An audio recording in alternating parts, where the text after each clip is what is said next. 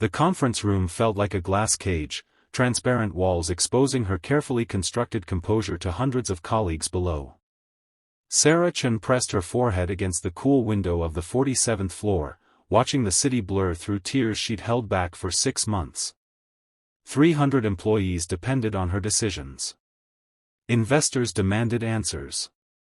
The board expected perfection. But today, the weight of it all, the impossible choices, the sleepless nights, the person she'd sacrificed to become San Francisco's youngest CTO, finally crushed through her armor. She didn't hear the door open behind her. "Excuse me, miss, are you sad?"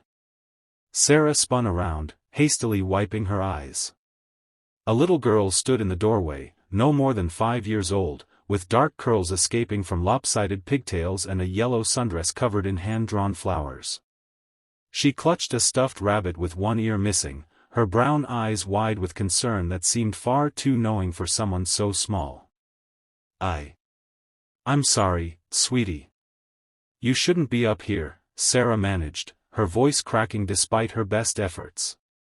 She glanced at the door, expecting a parent to appear and retrieve this tiny intruder from the executive floor.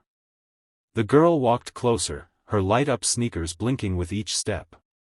"It's okay to be sad," she said matter-of-factly, as if imparting ancient wisdom. "My daddy cries sometimes too. He thinks I don't see, but I do. He cries in the shower and in his car. But I always know." Something about the child's directness, her complete absence of judgment, made Sarah's carefully rebuilt walls crumble again. She sank into one of the leather conference chairs, no longer caring about maintaining the illusion of control. "Your daddy sounds like he's going through a hard time." "We both are," the girl said, climbing into the chair beside Sarah with some difficulty, her feet dangling well above the floor. "Mommy went to heaven 8 months ago. Daddy says heaven is beautiful, but I think it must not be as good as he says, because why else would it make him so sad?" Sarah's heart constricted. Her own problems, the failed product launch, the investors threatening to pull funding, the relationship she'd neglected until it withered away, suddenly felt shamefully small. "I'm so sorry, sweetheart. What's your name?" "Emma." "What's yours?" "Sarah." "That's pretty." Emma swung her legs back and forth, studying Sarah with an intensity that made her uncomfortable. "You're wearing a fancy dress and important shoes. Are you a princess?" Despite everything, Sarah laughed, a genuine sound she hadn't heard from herself in months. "No, honey. I'm just someone who works too much and forgot how to be happy." Emma considered this seriously. "Daddy says work is important, but people are importanter. That's not a real word, but he says it anyway. He says Mommy taught him that." She reached out and patted Sarah's hand with her small one. "You're people too. You should be importanter than work." Before Sarah could respond, hurried footsteps echoed in the hallway. A man burst through the door, panic written across his face.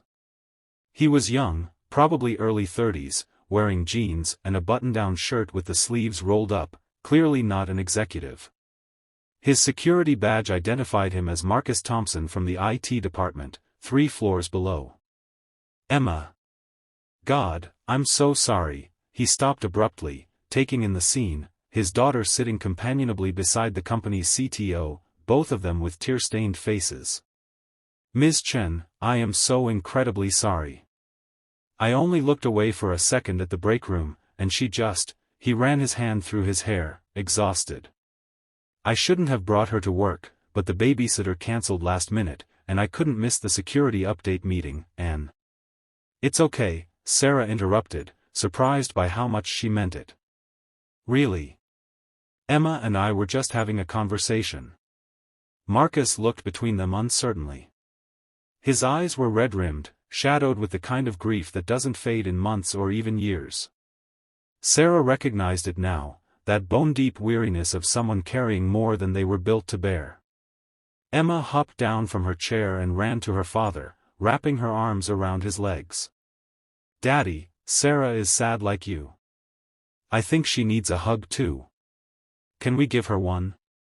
Marcus's face flushed. Emma, Ms. Chen is very busy. Actually, Sarah heard herself saying, I think I could use a hug. If that's okay. She watched the surprise flash across Marcus's face, followed by something like understanding.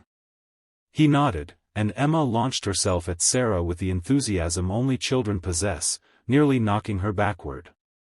Those small arms wrapped around her waist with fierce determination, and Sarah felt something inside her chest crack open, not breaking, but finally allowing light in. See? Emma whispered loudly. Hugs help. Mommy said they're magic. Sarah found herself hugging back, and then Marcus was there too, and somehow the three of them stood in that cold, corporate conference room in an embrace that defied every professional boundary Sarah had ever maintained. And for the first time in 6 months, maybe longer, she felt something other than numb. When they finally separated, Sarah wiped her eyes again, no longer embarrassed by the tears. Thank you, she said to Emma. You're a very wise person. I know, Emma said cheerfully. That's what Daddy always says. Marcus laughed, a sound that seemed rusty from disuse. I'm really sorry about barging in on your day. Don't be. Sarah looked at him, really looked, and saw beyond the IT badge and the apologetic demeanor to the man who showed up to work every day while drowning in grief, who brought his daughter because he had no other choice, who was doing his absolute best in impossible circumstances. Can I ask you something? Sure. When did you last take a day off? Marcus blinked, caught off guard. I don't know. A while. And the company doesn't have emergency childcare provisions? I looked into it, but the paperwork and approval process takes weeks, and I didn't want to bother anyone. Bother anyone? Sarah repeated the words, tasting their bitterness. Here she was, at the top of the organizational chart, so consumed by metrics and growth targets that she'd never stopped to think about what the people below her actually needed. Marcus, do you have a minute? Both of you? She pulled out her phone and made a call. 20 minutes later, she'd spoken to HR, her executive assistant, and the head of people operations. Within the hour, the company would have a new emergency childcare program. Within the day, Marcus would have 2 weeks of paid bereavement leave that he should have been offered 8 months ago. And within the week, Sarah would personally review every gap in their support systems for employees going through hardship. But that came later. In the moment, Sarah simply sat with Marcus and Emma, listening as the little girl chattered about her favorite cartoons and her new school and how she was learning to make pancakes, but they always turned out, a little bit burned, but still yummy. She listened to Marcus talk about his wife, tentatively at first, then with growing ease, about the life they'd built and the hole she'd left behind. And Sarah talked too. About the promotion she'd chased for years, only to find it felt hollow. About the person she'd become, efficient, focused, successful, and utterly alone.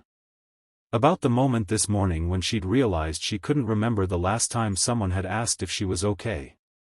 You asked me that, she said to Emma. No one's asked me that in a very long time.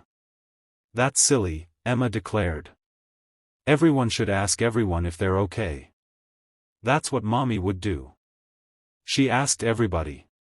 Even the mailman. Even the grumpy lady at the grocery store. Daddy says she collected people like flowers. Sarah felt her throat tighten again. Your mommy sounds like she was an amazing person. She was, Marcus said quietly. She taught me that success doesn't mean anything if you're too busy to notice the people around you. Took me too long to really understand that. As they finally prepared to leave, Marcus apologizing once more, Emma insisting on one more hug, Sarah felt something shift inside her. The problems waiting in her inbox hadn't changed. The board meeting scheduled for next week still loomed. The investors still wanted answers. But somehow, the weight felt different. Lighter. More manageable. Emma, she called out as they reached the door. Thank you for asking if I was sad.